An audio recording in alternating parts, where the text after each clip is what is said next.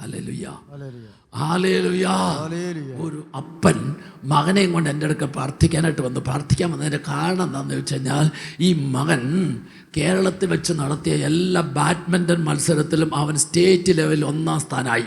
State ലെവലിൽ മുഴുവൻ സ്ഥലത്തും വിജയിച്ചിട്ട് അവൻ നാഷണൽ ലെവലിലേക്ക് മത്സരത്തിന് പോവുകയാണ്. അപ്പം നാഷണൽ ലെവലിലേക്ക് മത്സരത്തിന് പോകുന്നതിന് മുമ്പ് ആ മകനെയും കൊണ്ട് അപ്പൻ എൻ്റെ അടുക്കൽ വന്നിട്ട് എന്നോട് ഇങ്ങനെ പറഞ്ഞു, അച്ഛാ, ഞാൻ നല്ലൊരു ബാഡ്മിൻ്റൺ പ്ലെയറാണ്. എൻ്റെ മകൻ കളിക്കാൻ തുടങ്ങിയ പ്രായം മുതൽ ഞാൻ എന്ത് ചെയ്യുന്നറിയാമോ, ഈ മകനെ എൻ്റെ കൂടെ നിർത്തി ഞാൻ കളിപ്പിക്കും. ഞാനങ്ങനെ കളിപ്പിച്ചുണ്ടല്ലോ അവൻ നന്നായിട്ട് പരിശീലിപ്പിച്ചിട്ടുണ്ടല്ലോ. ഓരോ പ്രാവശ്യവും ഞങ്ങൾ തമ്മിലുള്ള മത്സരത്തിൽ ഞാൻ എൻ്റെ മകൻ്റെ മുമ്പിൽ തോറ്റുകൊടുക്കും. ബാഡ്മിൻ്റൺ മത്സരത്തിൽ ഞാനിങ്ങനെ മകൻ്റെ മുമ്പിൽ തോറ്റുകൊടുക്കുമ്പോൾ അവന് കുറച്ചും കൂടെ ആവേശമായി. അങ്ങനെ ഓരോ പ്രാവശ്യവും ഞാൻ തോറ്റുകൊടുത്ത് എൻ്റെ മകനെ വിജയിപ്പിച്ച് ഞാനിപ്പോൾ സ്റ്റേറ്റ് ലെവലിൽ എൻ്റെ മകൻ എല്ലാ സ്ഥലത്തും വിജയിച്ചിട്ട് ഇപ്പോൾ നാഷണൽ ലെവലിലേക്ക് വിടുകയാണ്. ഹല്ലേലൂയ. അപ്പൻ കളിയിൽ മകൻ്റെ മുമ്പിൽ തോറ്റുകൊടുത്ത് മകനെ വിജയിപ്പിച്ചിട്ട് മകനെ കേരളത്തിലെ സകല മത്സരത്തിലും 1ാം സ്ഥാനമാക്കിയിട്ട് ഇപ്പൊ നാഷണൽ ലെവലിലേക്ക് വിടുകയാണ്. Hallelujah, hallelujah. നീ ലോകത്തിലെ ഏത് വ്യക്തിയുടെ മുമ്പിൽ വിജയിച്ചാലും, ഏത് വ്യക്തിയെ നേടിയെടുത്താലും, ഏത് വ്യക്തിയെ ചേർത്ത് നിർത്തിയാലും, ഏത് വ്യക്തിയുടെ മുമ്പിൽ നിനക്ക് നല്ല പേരുണ്ടെങ്കിലും, സഹോദരൻ, നീ ഒരു സത്യം തിരിച്ചറിയൂ.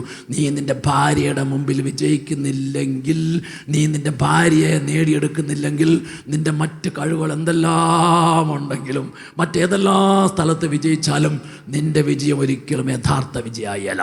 ഹല്ലേലൂയ. നീ മറ്റെല്ലാ സ്ഥലങ്ങളും വിജയിച്ചാലും നിന്റെ ഭാര്യയുടെ മുമ്പിൽ, നിന്റെ ഭർത്താവിന്റെ മുമ്പിൽ നീ വിജയിക്കുന്നില്ലെങ്കിൽ മറ്റെല്ലാ വിജയങ്ങളും നിന്നെ സംബന്ധിച്ചിടത്തോളം 2ാം സ്ഥാനത്തേ ആവുന്നുള്ളൂ. ഹല്ലേലൂയ. അതുകൊണ്ട് നീ എപ്പോഴും നിന്റെ കുടുംബ ജീവിതത്തിൽ, നിന്റെ ജീവിത പങ്കാളിയുടെ മുമ്പിൽ വിജയിക്കണമെങ്കിൽ നിന്നെ കൂട്ടി യോജിപ്പിച്ച ആ യേശുവിന്റെ മനോഭാവത്തെ നീ സ്വീകരിക്കാനായിട്ട് സാധിക്കണം. Hallelujah, hallelujah. ഞാൻ നിങ്ങളെ ഉറപ്പായിട്ട് പറയാണ്, നിങ്ങൾ വിചാരിച്ചു ഏത് സ്വഭാവ പ്രത്യേകതയുള്ള ഭർത്താവായാലും ഭാര്യയായാലും ഈ ഭാര്യയുടെ ഭർത്താവിൻ്റെ മനസ്സിൽ ഒരു മനോഭാവം സ്വീകരിച്ചാൽ ഏതെല്ലാം ആയാലും ശരി, ഞാൻ കാര്യമൊക്കെ പറയും, പക്ഷേ അവസാനം ഞാൻ എൻ്റെ ഭർത്താവിനും ഭാര്യനും തോറ്റുകൊടുക്കും. ഈ തോറ്റുകൊടുത്താലേ എൻ്റെ ഭർത്താവ് ജയിക്കുള്ളൂ, ഈ തോറ്റുകൊടുത്താലേ എൻ്റെ ഭാര്യ ജയിക്കുള്ളൂ. അപ്പോൾ 2 പേരും ദാമ്പത്യ ജീവിതത്തിൽ ഒരേപോലെ വിജയിക്കണമെങ്കിൽ ചെയ്യേണ്ട മനോഭാവമാണ് എന്ത്?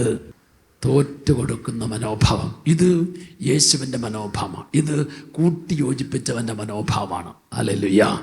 അടുത്തത് എഴുതിക്കൂ. തോറ്റുകൊടുക്കണമെങ്കിൽ എന്ത് വേണം? ഭാര്യയുടെയും ഭർത്താവിൻ്റെയും മുമ്പിൽ, പരസ്പരം ജീവിത പങ്കാളിയുടെ മുമ്പിൽ തോറ്റുകൊടുക്കണമെങ്കിൽ ലഭിക്കേണ്ട മനോഭാവം, അതിന് നമ്മൾ നേരെ ബൈബിളിൽ ഉൽപ്പത്തി പുസ്തകം 22-ാം അധ്യായത്തിൽ കാണണം. അവിടെ 22-ാം അധ്യായത്തിൽ 75-ാമത്തെ വയസ്സിൽ വെള്ളി ലഭിച്ച അബ്രാഹത്തോട് ദൈവം പറഞ്ഞു, നീ അനേകം ജനതകളുടെ പിതാവായി മാറും. എന്നിട്ട് ദൈവം ഒരു പ്രാവശ്യം കടലിലെ മണപ്പുറത്ത് കൂടെ അബ്രാഹത്തെ നടത്തിയിട്ട് ചോദിച്ചു, നാം ഇപ്പോൾ നടന്നു പോകുന്ന ഈ മണലിലെ മണത്തരി എണ്ണാൻ പറ്റുമോ? ഇല്ല ദൈവമേ, നിനക്ക് നിൻ്റെ മക്കളെയും എണ്ണാൻ പറ്റില്ല. ഒരു ദിവസം രാത്രിയിൽ ആകാശത്ത് നോക്കിയിട്ട് അബ്രാഹത്തിന് ദൈവം കാണിച്ചു കൊടുത്തു, ഈ ആകാശത്തെ നക്ഷത്രം നിങ്ങൾക്ക് എണ്ണാൻ പറ്റുമോ? അവനൊന്ന് നോക്കി എണ്ണാൻ പറ്റുമെന്ന്. അവൻ അറിയാവുന്ന അക്കം മുഴുവൻ തീർന്നു. എന്നിട്ടും അതിൻ്റെ ഒരു ചെറിയ കോണിൽ പോയി നക്ഷത്രങ്ങളെ എണ്ണായില്ല. അവൻ പറഞ്ഞു, എനിക്ക് എണ്ണാൻ പറ്റിയല്ല ദൈവമേ. അപ്പോൾ പറഞ്ഞു, ഇതുപോലെ നിൻ്റെ മക്കളെ നിനക്ക് എണ്ണാൻ പറ്റിയല്ല.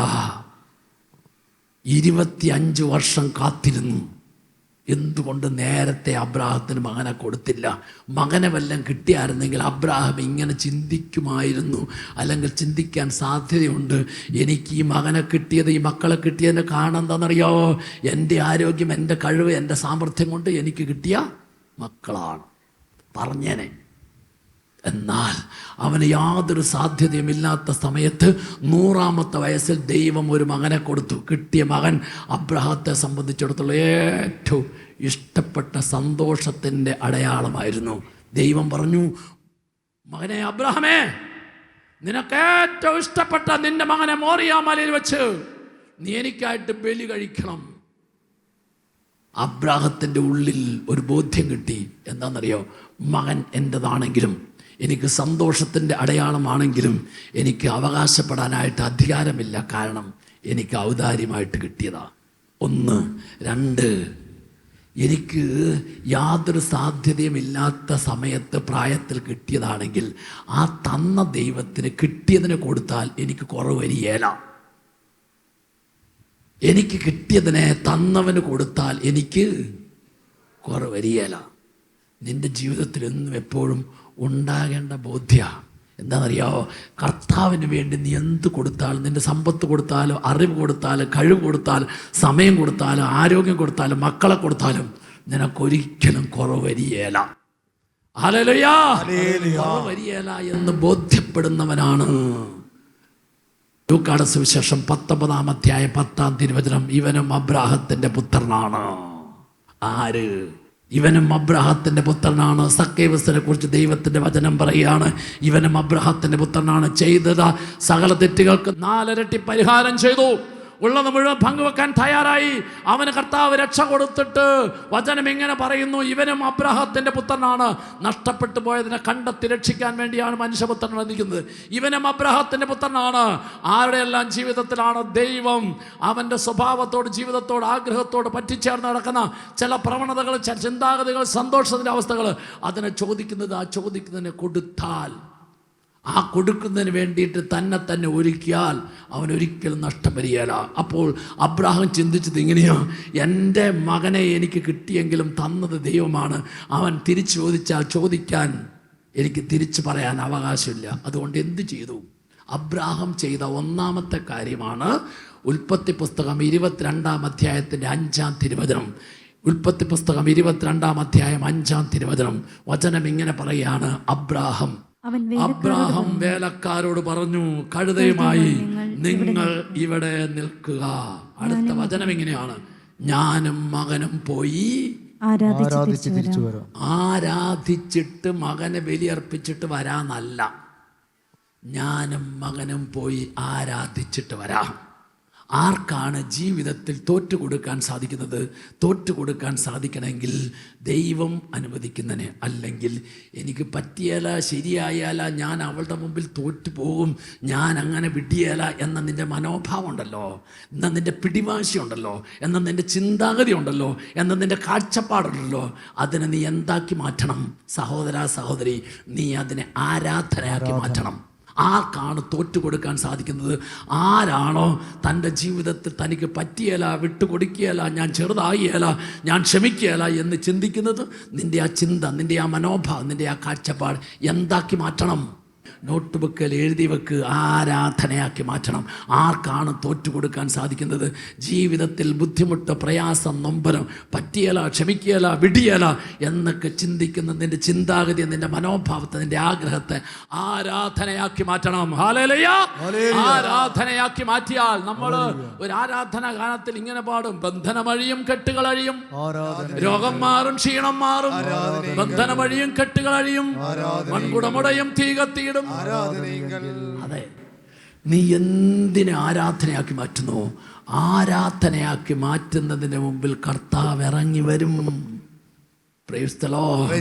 നിന്റെ ഇഷ്ടത്തിനെ, നിന്റെ കുറവിനെ, നിന്റെ പോരായ്മയെ, നിന്റെ പിടിവാശിയെ, നിന്റെ മനോഭാവത്തെ നീ ഒന്ന് ആരാധനയാക്കി മാറ്റി നോക്കൂ. ആരാധനയാക്കി മാറ്റിയാൽ അവിടെ ദൈവം എളുപ്പത്തിൽ കാര്യം നടത്തി തന്നിരിക്കും. അബ്രാഹാം ചെയ്ത ഒന്നാമത്തെ കാര്യം ദൈവം അനുവദിച്ചതിനെ ആരാധനയാക്കി മാറ്റി. എന്നിട്ട് എന്ത് ചെയ്തു? ഇതാ അബ്രാഹാം മോറിയ മലയിലേക്ക് മകനെ കൊണ്ട് പോവുകയാണ്. പോകുന്ന കാര്യം ദൈവം മലയുടെ മുകളിൽ നോക്കി. അപ്പോൾ നോക്കിയപ്പോൾ കണ്ടത് എന്താണെന്നറിയാവോ? അബ്രാഹത്തിൻ്റെ ഒരു കയ്യിൽ കത്തി. എന്താണ് കത്തി? കത്തി ഒരു പ്രതീകമാണ്. എന്തിൻ്റെ പ്രതീകം? എഫേസ്യ ലേഖനം 6-ാം അധ്യായം 17-ാം തിരുവചനം. എഫേസ്യ ലേഖനം 6-ാം അധ്യായം 17-ാം തിരുവചനം. വചനം ഇങ്ങനെ പറയും, നിങ്ങളുടെ കൈവശം ആത്മാവാകുന്ന വാൾ നിങ്ങൾ എടുക്കണം.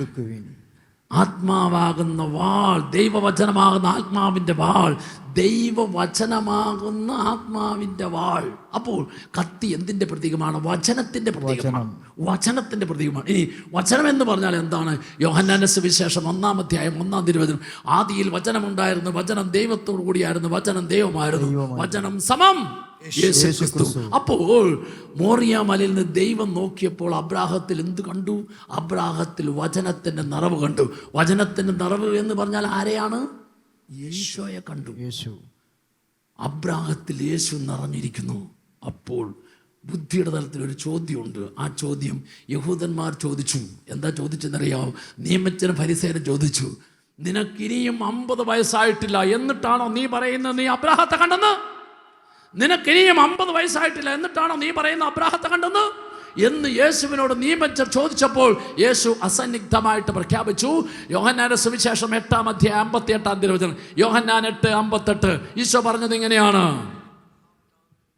സത്യം സത്യമായി ഞാൻ നിങ്ങൾ പറയുന്നു, സത്യം സത്യമായി ഞാൻ നിങ്ങൾ പറയുന്നു, അബ്രാഹാം ഉണ്ടാകുന്നതിന് മുമ്പേ ഞാനുണ്ട്. അപ്പോൾ അബ്രാഹത്തെ കണ്ടിട്ടുണ്ടോ? കണ്ടിട്ടുണ്ടോ ഇല്ലയോ?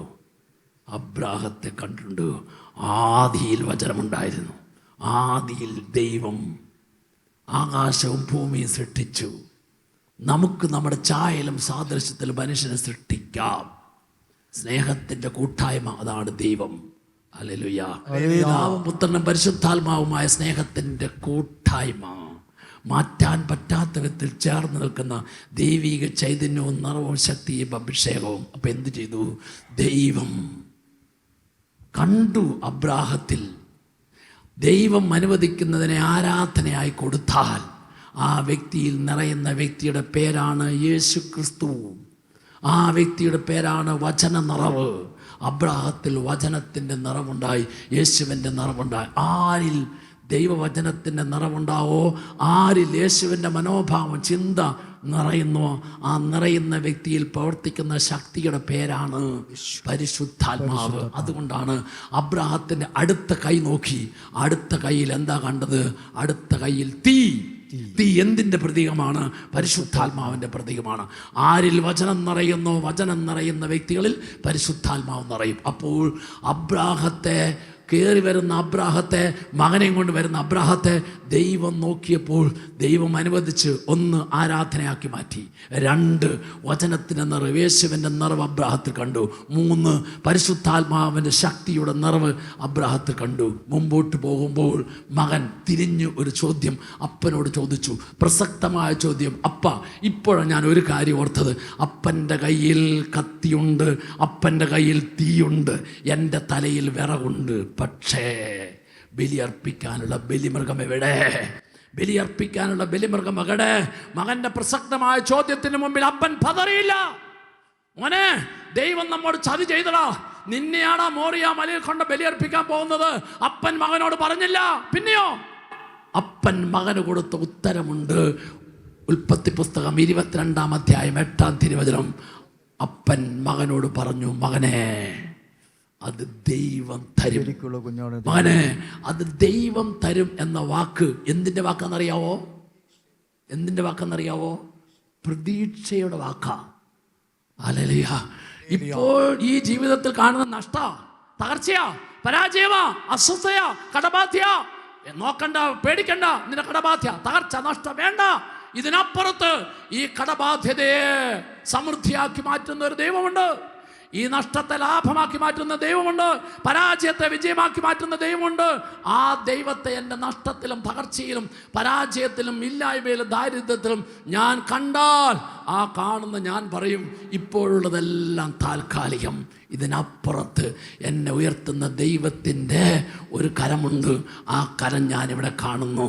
നിൻ്റെ തകർച്ചയിലും നഷ്ടത്തിലും പരാജയത്തിലും ഉയർച്ചയുടെ കരം കാണുന്ന ദൈവം, ആ ഉയർച്ചയുടെ കരത്തെ നിനക്ക് കാണാൻ പറ്റിയാൽ ആ കാണുന്നതിനെയാണ് പറയുന്നത് പ്രതീക്ഷ. Hallelujah, hallelujah. അബ്രാഹാം കണ്ടു പ്രതീക്ഷ, ദൈവം തരും. എൻ്റെ ഈ മകനെ ഞാൻ കൊല്ലേണ്ടി വരികയില്ല. എൻ്റെ ദൈവം എനിക്ക് തരും. എന്താ കാര്യം? ദൈവം പറഞ്ഞ ഒരു കാര്യം ഞാൻ ചെയ്താൽ എനിക്ക് നഷ്ടം വരികയില്ല. അപ്പോൾ ഇപ്പോൾ നീ കാണുന്ന നഷ്ടമാണല്ലോ, ഈ നഷ്ടം താൽക്കാലിക. ഈ നഷ്ടത്തിൻ്റെ അപ്പുറത്തൊരു ലാഭം എനിക്ക് എൻ്റെ ദൈവം തരും. ആ തരുന്നതിനെ കാണുന്നതിൻ്റെ പേരാണ് വിശ്വാസം. ആ കാണുന്നതിനെ സ്വീകരിക്കുന്നതിൻ്റെ പേരാണ് പ്രതീക്ഷ. Hallelujah, hallelujah. ഇതാ അബ്രാഹാം മോറിയ മലയുടെ മുകളിലെത്തി. അബ്രാഹത്തെ സംബന്ധിച്ചിടത്തോളം അവന് ഏറ്റവും ഇഷ്ടപ്പെട്ടത് മകൻ. ആ ഏറ്റവും ഇഷ്ടപ്പെട്ട മകനെ ബന്ധിച്ച് വിറകിൻ്റെ മുകളിൽ കടത്തി. ഇഷ്ടപ്പെട്ടതിനെ ബന്ധിച്ച് വിറകിൻ്റെ മുകളിൽ കടത്തിയിട്ട് ആ മകനെ കൊല്ലാൻ കത്തി ഓങ്ങിയപ്പോൾ പറഞ്ഞു, അരുത്, അരുത്. ഇതാ നോക്കൂ, അബ്രാഹത്തിൻ്റെ മുമ്പിൽ സർവശക്തനായ ദൈവം തോറ്റുകൊടുത്തു. സർവശക്തനായ ദൈവം അബ്രാഹത്തിന് മുമ്പിൽ തോറ്റുകൊടുത്തിട്ട് അബ്രാഹത്തെ വിജയിപ്പിച്ചു. ഹല്ലേലൂയ. എന്താ വിജയിപ്പിക്കാൻ കാരണം? എന്താ ദൈവം തോറ്റുകൊടുക്കാൻ കാരണം? ദൈവം അബ്രാഹത്തിന് അനുവദിച്ച 1, അതിനെ ആരാധനയാക്കി മാറ്റി. 2, വചനത്തിൻ്റെ നിറവ്, യേശുവിൻ്റെ നിറവ് അനുഭവിച്ചു. 3, പരിശുദ്ധാത്മാവിൻ്റെ ശക്തി സ്വീകരിച്ചു. 4, അവൻ്റെ ഉള്ളിൽ പ്രതീക്ഷ നിറഞ്ഞു. ഈ 4 കാര്യം നിറഞ്ഞപ്പോൾ 5-ാമത്തെ കാര്യം ചെയ്യാൻ ബുദ്ധിമുട്ടുണ്ടായില്ല. അതാണ് ഇഷ്ടപ്പെട്ടതിനെ ബന്ധിച്ചു. Praise the lord, hallelujah. നിന്റെ ജീവിതത്തിൽ നിന്റെ ജീവിത പങ്കാളിയുടെ മുമ്പിൽ തോറ്റു കൊടുക്കാൻ സാധിക്കണോ? തോറ്റു കൊടുക്കാൻ സാധിക്കണമെങ്കിൽ അബ്രാഹാം ചെയ്തതുപോലെ ചെയ്യണം. എന്താണെന്നറിയാവോ? ഇഷ്ടപ്പെട്ടതിനെ ബന്ധിക്കണം. ഇന്ന് നിങ്ങൾ ശ്രദ്ധിക്കുക, ഏതാണ് നിങ്ങളുടെ ജീവിതത്തിൽ, എൻ്റെ ജീവിതത്തിൽ ഏറ്റവും ഇഷ്ടപ്പെട്ടത്? ഏറ്റവും ഇഷ്ടപ്പെട്ടത് ഏതാണെന്നറിയാവോ? ഏറ്റവും ഇഷ്ടപ്പെട്ടതുണ്ടല്ലോ, ഓരോ കുമ്പസാരത്തിലും ആവർത്തിച്ച് പറയുന്ന ചില പാപങ്ങളില്ലേ, ആവർത്തിച്ച് പറയുന്ന കാര്യമില്ലേ? എന്തുകൊണ്ടാണ് നീ ഇത് ആവർത്തിച്ച് ചെയ്യാൻ കാരണം? സഹോദര സഹോദരി, നീ ഇത് ആവർത്തിച്ച് ചെയ്യാൻ കാരണം എന്താണെന്നറിയാമോ? നിനക്കത് കൂടുതൽ ഇഷ്ടപ്പെട്ടത് കൊണ്ടാണ്. അപ്പം നീ എന്താ ബന്ധിക്കേണ്ടത് ഓരോ പാപത്തിലും, നീ ഓരോ കുമ്പസാരത്തിലും നീ ഏറ്റവും കൂടുതൽ പറയുന്ന പാപം, അതിനെ നീ ബന്ധിക്കണം. ഹല്ലേലൂയ. സഹോദര സഹോദരി, നീ എന്തെല്ലാം പറഞ്ഞോളൂ, പക്ഷേ ഇത് ഞാൻ വിട്ടുവീഴ്ച ചെയ്യല, ഇതിൽ ഞാൻ വിട്ടുവീഴ്ച ചെയ്യല എന്ന് നീ പറയുന്ന കാര്യമില്ലേ സഹോദര സഹോദരി, അതിനെയാണ് നീ ബന്ധിക്കേണ്ടത്. Hallelujah, hallelujah. ഇവിടെ ദമ്പതികളുടെ ധ്യാനത്തിൽ വന്ന ഒരു ഭാര്യയും ഭർത്താവ് ഏതാണ്ട് ഭിന്നിച്ച് പിരിയാനായിട്ട് വന്നിരിക്കുക. അപ്പോൾ ഞാൻ അവരെ കേട്ടപ്പോഴുണ്ടല്ലോ 2 പ്രധാനപ്പെട്ട കാര്യം. ഭാര്യയുടെ മനോഭാവം അതിൽ ഞാൻ വിട്ടുവീഴ്ച ചെയ്യല. 1-ാമത്തെ കാര്യം എന്താണെന്ന് വെച്ചാൽ, ഭർത്താവ് ഭാര്യയ്ക്ക് വാങ്ങിച്ചു കൊടുത്തൊരു മൊബൈൽ ഫോൺ വഴക്കുണ്ടായപ്പോൾ ആ മൊബൈൽ ഫോൺ തിരിച്ചു വാങ്ങിച്ചു കഴിഞ്ഞപ്പോഴുണ്ടല്ലോ, അവൾ ജോലി ചെയ്യുന്ന വ്യക്തിയാണ്, നേഴ്സാണ്, ശമ്പളമുണ്ട്. അവൾ എന്ത് ചെയ്തു? ഭർത്താവ് തിരിച്ചു വാങ്ങിച്ച മൊബൈലിനേക്കാൾ അല്പം കൂടി വില കൂടി ഇതൊന്ന് വാങ്ങിച്ചു. Price the Lord. 2-ാമത്തെ കാര്യം എന്തെന്നറിയാമോ? അതുവരെ ശമ്പളം കൊടുത്തിരുന്നത് ഇനി ഞാൻ ഭർത്താവിൻ്റെ അക്കൗണ്ടിലേക്ക് ഇടിയല്ല ശമ്പളം. കാരണം എപ്പോൾ വേണമെങ്കിലും പൊട്ടിത്തെറിക്കാം. അപ്പോൾ പിന്നീട് എൻ്റെ കാര്യം എങ്ങനെ ചെയ്യും? ഈ 2 കാര്യത്തിലാണ് ഭാര്യയും ഭർത്താവും തമ്മിൽ വഴക്കുണ്ടാക്കുന്നത്. അപ്പം ഞാൻ ഭർത്താവിനെ ചോദിച്ചു, നിൻ്റെ ഭാര്യനെ നിനക്കിഷ്ടമാണോ? എനിക്കിഷ്ടാച്ചാ. നിൻ്റെ ഭാര്യനെ നിനക്കിഷ്ടമാണെങ്കിൽ അവൾക്ക് ഏറ്റവും ഇഷ്ടപ്പെട്ട മൊബൈൽ ഫോണോടുകൂടി നീ ഇഷ്ടപ്പെടണം. നിൻ്റെ ഭാര്യനെ നിനക്ക് ഇഷ്ടമാണെന്ന് പറഞ്ഞാൽ പോരാ, അവൾക്ക് ഏറ്റവും ഇഷ്ടപ്പെട്ട ആ മൊബൈൽ ഫോണിനോടുകൂടി നീ ഇഷ്ടപ്പെട്ടാൽ ഇവിടെ കാര്യം വിജയിച്ചു. R you ready? നിൻ്റെ ഭാര്യനെ നിനക്ക് ഇഷ്ടമാണെന്ന് പറഞ്ഞ അതേ വാക്കുകൊണ്ട് നീ പറ മോനെ, നിൻ്റെ ഭാര്യയ്ക്ക് ഏറ്റവും ഇഷ്ടപ്പെട്ടതായ മൊബൈൽ ഫോണോടുകൂടി നീ അവളെ ഇഷ്ടപ്പെടാൻ തയ്യാറാണോ? ഹല്ലേലൂയ. അവന് വേറെ രക്ഷയില്ല, അപ്പോൾ തോറ്റു കൊടുക്കണം. 2-ാമത്തെ കാര്യം, നിൻ്റെ ഭാര്യയുടെ ശമ്പളം ഇനി നിൻ്റെ അക്കൗണ്ടിൽ ഇടിയേല. എന്താണെന്നറിയോ? നീ ഓരോ മാസവും ആ ഭാര്യയുടെ അക്കൗണ്ടിൻ്റെ കണക്ക് മുഴുവൻ നിനക്ക് തരും. ഓരോ മാസവും ഈ അവളുടെ അക്കൗണ്ടിലിടുന്ന ആ പൈസ കൊണ്ട് എന്തൊക്കെ ചെയ്യുന്നു എന്നുള്ള കണക്ക് നിനക്ക് തരും. നോക്കാം. Are you ready? മതിയാണോ? Praise the lord. സ്നേഹമുള്ളവരെ, ഈ 2 കാര്യത്തിലും അവൻ തോറ്റുകൊടുക്കാൻ തയ്യാറായപ്പോൾ ഉടനെ ഭാര്യ പറയുക, അങ്ങനെ വേണ്ടച്ചാ, എൻ്റെ ഭർത്താവിന് ഇഷ്ടമല്ലാത്ത ഒരു മൊബൈൽ ഫോണും എനിക്ക് വേണ്ട, ഞാൻ അടിയർ വെക്കാൻ തയ്യാറാണ്.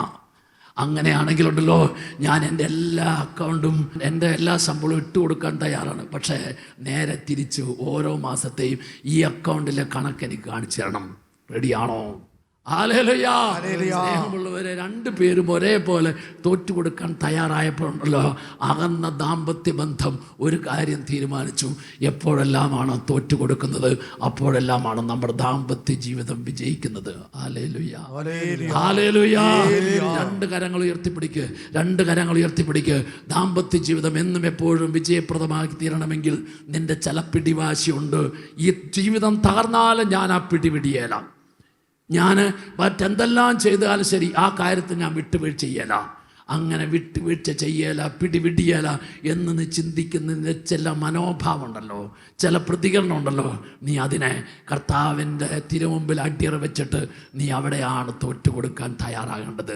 തോറ്റുകൊടുക്കാൻ തയ്യാറാകണമെങ്കിൽ ഏതാണോ പറ്റിയല എന്ന് ചിന്തിക്കുന്നതിന് അതിനെ ആരാധനയാക്കി മാറ്റണം.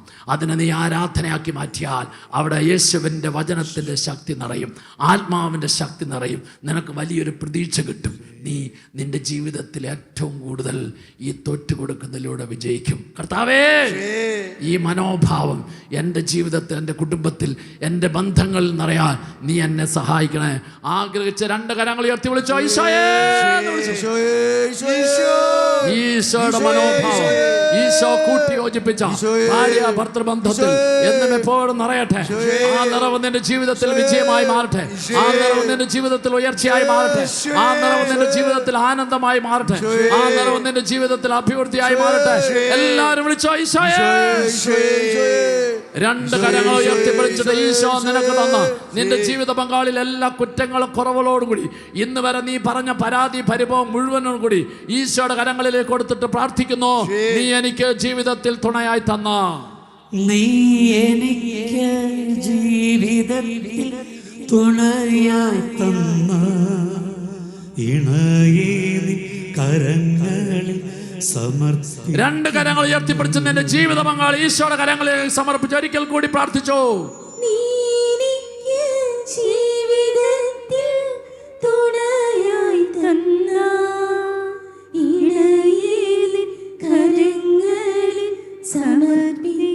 ഇരു കരങ്ങളെ ഹൃദയത്തോട് ചേർത്ത് വെച്ച് ജീവിത പങ്കാളിയിൽ എല്ലാ കുറ്റങ്ങളും കുറവുകളും പോരായ്മകളോട് ചേർത്ത് പിടിച്ച് ചേർന്ന് നിന്ന് സ്നേഹിക്കാനുള്ള കൃപ നൽകണമേ എന്ന് പ്രാർത്ഥിച്ചു.